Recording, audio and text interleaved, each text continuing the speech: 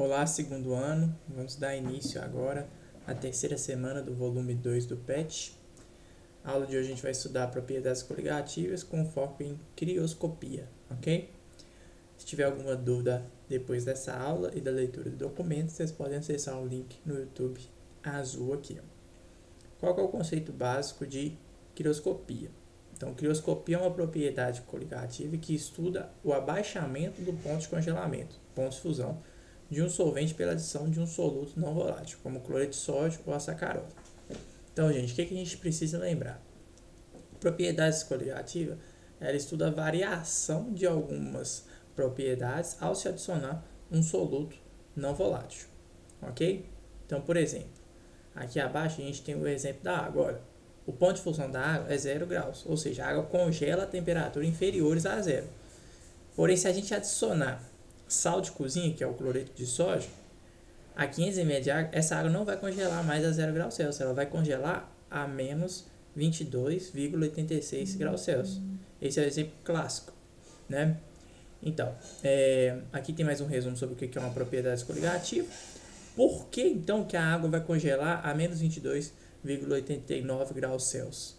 Isso acontece devido ao fato de quando se adiciona um soluto não volátil ao solvente, que no caso aqui é a água, que a gente está dando exemplo, esse soluto vai interagir com as moléculas do solvente, fazendo com que ocorra a formação de interações muito fortes. Só que para ocorrer a formação dessas interações intermoleculares, você precisa liberar mais energia, ou seja, você precisa que a temperatura diminua muito mais.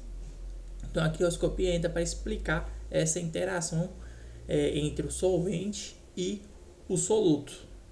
Ou seja, quando você tem o maior número de interações, é mais difícil você formar essas interações. Sempre quando você está diminuindo a temperatura, você está liberando energia e formando interações. Ok?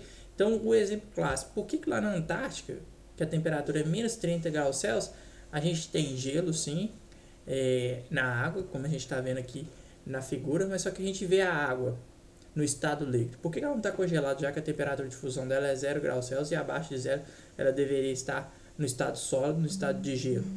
Isso se dá devido ao fato de o mar ali presente naquela região estar concentrado de solutos não voláteis, basicamente sal, né? O mar está presente em diversos tipos de sais, principalmente o NaCl, e como você tem mais sais, mais interações intermoleculares, mais difíceis são de ser formadas esses tipos de interações, então precisa diminuir a temperatura muito mais para que a água congele. Outro exemplo clássico que a gente tem é o exemplo na Rússia, por exemplo, que tem muito gelo mesmo, e aí neva, o gelo fica concentrado nas ruas. O que o povo faz? O povo adiciona sal nas beiradas das ruas para que esse gelo ele transforme para o estado líquido e não esteja mais presente nas ruas para deslizar o carro, né? Então fica mais fácil o carro andar nessa rua sem se deslizar, beleza? Outro exemplo é a adição de um sal no carburador dos carros nessas regiões que são muito frias.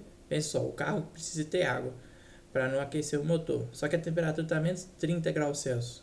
Como que a gente faz para essa água não congelar no carburador do carro e o carro então entrar em aquecimento? A gente adiciona o soluto não volátil para evitar que essa água congele, ok? Princípios de crioscopia. Aqui então está o ensinamento, lembrando que a dissolução que a gente aprendeu nas duas aulas passadas ela se dá por aqui. Então, quanto maior a quantidade de soluto não volátil, maior vai ser o efeito crioscópico, ou seja, quanto mais soluto adicionar, menor vai ser a temperatura de congelamento. É isso que a crioscopia explica pra gente. Então tem aqui algumas atividades para que vocês possam testar os conhecimentos. Qualquer dúvida pode mandar mensagem no privado. Obrigado.